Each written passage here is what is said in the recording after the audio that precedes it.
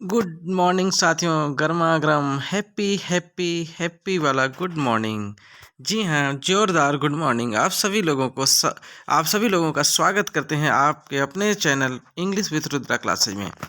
तो आज साथियों आप लोगों के लिए लेके आए हैं भारतीय संविधान से रिलेटेड बहुत ही महत्वपूर्ण प्रश्न। जी हाँ, जो कि किसी भी परीक्षा में, किसी भी प्रतियोगी परीक्षाओं में पूछे जाते हैं। जैसे कि हमारा पहला प्रश्न है, संसद के ऊपरी सदन को क्या कहते हैं। हमारे जिस भी स्टूडेंट को आ रहे हो प्लीज़ कमेंट बॉक्स में उसके आंसर जरूर लिखें। अनुच्छेद 52 में किस बारे में वर्णन किया गया है। पंचायती राज व्यवस्था का उल्लेख किस अनुसूची में है। विश्व का लघु संसद किसे कहा जाता है। यह हमारे देश में जीएसटी कब लागू किया गया। जी हाँ, जीएसटी जैसा कि नाम बहुत ही प्रचलित हो चुका है, तो आपको क्या मालूम है कि जीएसटी हमारे भारत में कब लागू किया गया था। तो चलिए आज इसी सभी इम्पॉर्टेंट प्रश्नों के बारे में करते हैं स्टडी आपके साथ। जी हाँ, बिल्कुल, आप हमारे साथ यूं ही बने रहिए और ताज़ा तरीन खबरों के साथ जुड़े रहिए। तो जी हाँ साथियों, आपका अपना चैनल है, जी हाँ, इंग्लिश विथ रुद्रा क्लासेज। तो देर किस बात की है, तुरंत चैनल को करें सब्सक्राइब। जी हाँ, बिल्कुल, चैनल को बिना कहे कर लीजिए सब्सक्राइब और वीडियो को करिए लाइक और शेयर। जी हाँ, वीडियो को लाइक और शेयर कर लीजिए जिससे कि ज़्यादा से ज़्यादा लोग इसको देख सकें। तो चलिए आप लोगों के लिए एक न्यूज़ है, मैं आप लोगों को न्यूज़ बता दूं कि आप लोगों की मदद से हमारा जो चैनल है वो लगभग 500 प्लस सब्सक्राइबर हो चुके हैं और लगभग 8000 प्लस व्यूज़ पहुंच चुके हैं। और इसके लिए आप लोगों का तहे दिल से मैं धन्यवाद करता हूं। अगले चैनल में मैं आप लोगों के लिए एक ऐसी क्लासेज बनाऊंगा जो हमारे इस चैनल को इतनी दूर तक ले आने में हमारे बहुत ही मदद किए। इस चैनल का साथ बराबर देते रहे हमारे जो बेस्ट सब्सक्राइबर्स हैं। जी हाँ साथियों, बेस्ट सब्सक्राइबर जिन्होंने हमारी बड़ी मदद की इस चैनल को आगे बढ़ाने के लिए, तो उन सभी सब्सक्राइबरों के आपको हम कराएंगे परिचय उनसे, और उनके नेम अगर संभव हो सकेगा तो उनकी जो है पिक्चर भी आपको देखने को मिलेगी। ठीक है साथियों, ये ऐसे हमारे बेस्ट सब्सक्राइबर्स होंगे जिन्होंने इस चैनल को बहुत आगे बढ़ाने का प्रयास किया। तो मैं एक बार पुनः आप सभी लोगों का धन्यवाद करता हूं तहे दिल से। चलिए फिर आज अपने क्लास का जो है शुरुआत करते हैं। भारतीय संविधान टॉपिक है, तो चलिए हमारे बहुत से स्टूडेंट कह रहे थे सर संविधान की एक भी क्लास नहीं चली है, तो हमने कहा चलिए भाई आप लोगों की मुराद पूरी करते हैं। तो पहला ही क्वेश्चन धमाकेदार और इम्पॉर्टेंट। मेरा ये अनुग्रह है साथियों कि हमारे जो भी ये प्रश्न हैं इनको आप एक कॉपी लीजिए और पेन लीजिए और नोट कर लीजिए, क्योंकि संविधान आप जानते हैं बहुत इम्पॉर्टेंट होते हैं और इनसे प्रश्न जरूर पूछता है। तो जैसे कि पहला ही प्रश्न है बहुत इम्पॉर्टेंट कि भारत में जीएसटी कब लागू किया गया। तो डेट नोट कर लीजिए साथियों, 1 जुलाई 2017। जी हाँ, 1 जुलाई 2017 को। अगर बात किया जाए कुछ खेल संबंधित प्रश्नों से, तो ओलंपिक ध्वज में, जी हाँ, जो ओलंपिक गेम होता है उसमें जो ध्वज बना होता है उसमें कितने वलय यानी कि रिंग होते हैं। तो सही जवाब है 5 वलय होते हैं। जैसा कि आप देखते होंगे ओलंपिक में इस प्रकार से रिंग बने होते हैं, ऐसे इस प्रकार से रिंग बने होते हैं। ये ओलंपिक रिंग के साइन होते हैं। और इसमें जो वलय यानी ये जो सर्कल देख रहे हैं आप, ये कितने होते हैं, तो साथियों याद रखिएगा ये 5 होते हैं। कितने होते हैं, 5 होते हैं।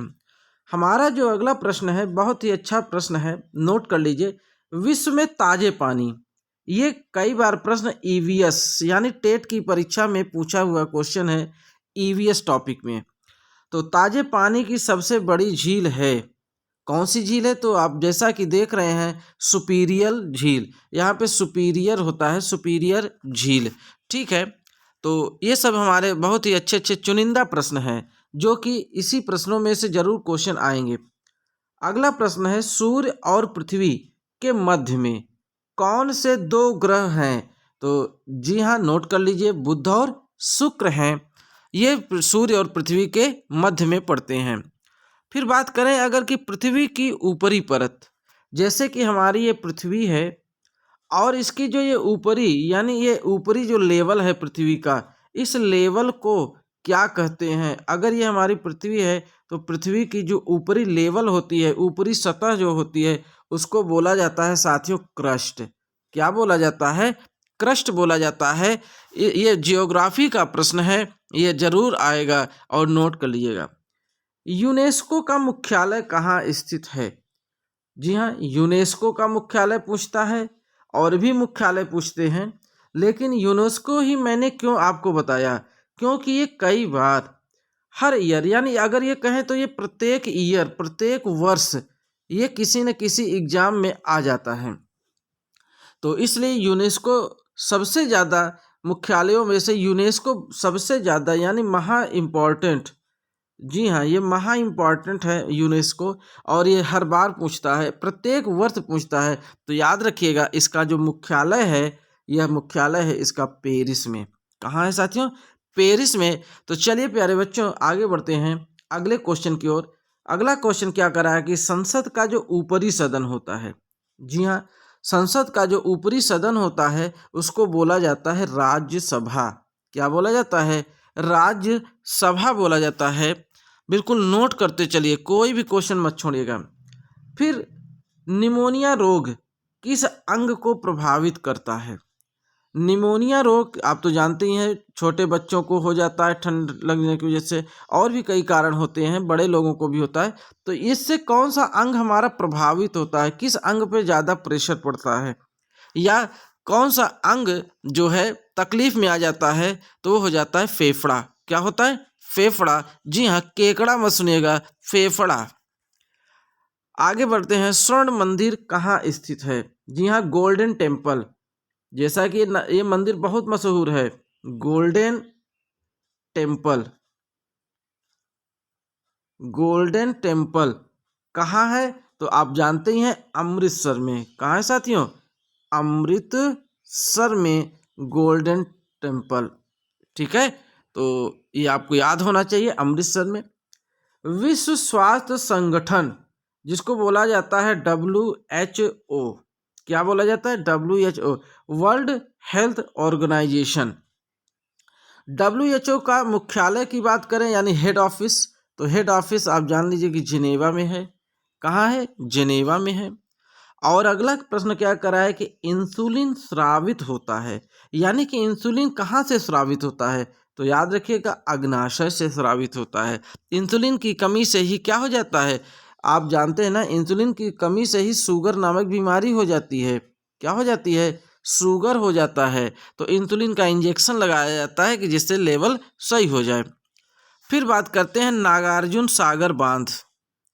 नागार्जुन सागर बांध कहाँ स्थित है? तो यह साथियों कृष्णा नदी पर स्थित है। कहाँ स्थित है? कृष्णा नदी पर स्थित है। अगर भारत की बात किया जाए कि भारत किस गोलार्ध में है, तो आप तो जानते हैं, एक उत्तरी गोलार्ध होता है और एक दक्षिणी गोलार्ध होता है। कौन से गोलार्ध होते हैं? एक उत्तरी और एक दक्षिणी गोलार्ध होता है।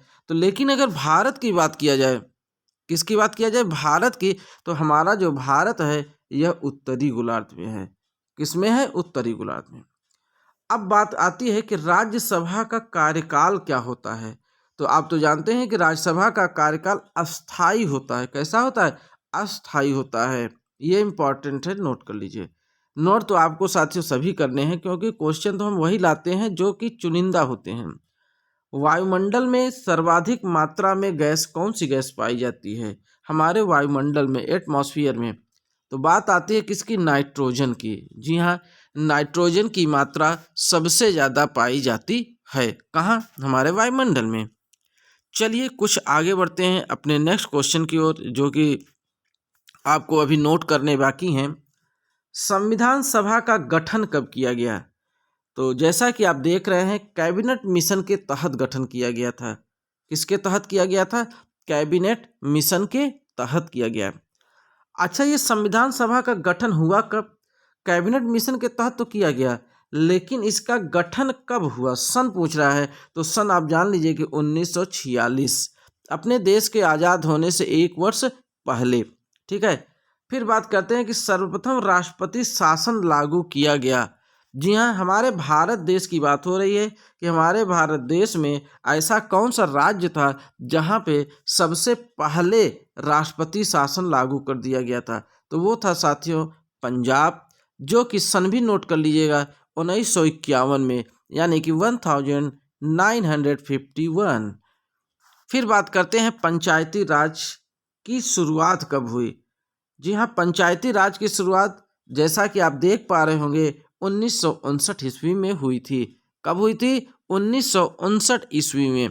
ये सब बड़े ही प्यारे रसेदार क्वेश्चन हैं। जी हाँ, एकदम रस से भरे हुए हैं, इनको नोट कर लीजिए। प्रधानमंत्री अपना इस्तीफा किसे देता है? तो याद रखिएगा, राष्ट्रपति को देता है। अगर मान लीजिए मोदी जी को अपना इस्तीफा देना हो तो किसे देंगे? राष्ट्रपति को देंगे। ठीक है। तो भारत की प्रथम महिला राष्ट्रपति कौन थी? भारत की प्रथम महिला राष्ट्रपति, राष्ट्रपति तो बहुत हुए लेकिन महिला राष्ट्रपति की बात हो रही है, ध्यान से देखिएगा। तो आप तो जानते ही होंगे, प्रतिभा देवी सिंह पाटिल। तो ये याद रखिएगा। अच्छा, आप लोगों के लिए हम एक प्रश्न दे के जा रहे हैं, आप कमेंट जरूर करिएगा। अगर जिस भी स्टूडेंट को आ रहा है तो आप कमेंट जरूर करिएगा, अगर नहीं आ रहा है तो कोई बात नहीं है, लेकिन कमेंट जरूर करिए कि कौन है। मेरा प्रश्न क्या है कि प्रथम, याद रखिएगा, भारत की मैं बात कर रहा हूँ, भारत, ये कमेंट बॉक्स में आंसर चाहिए हमें दोस्तों। भारत की प्रथम महिला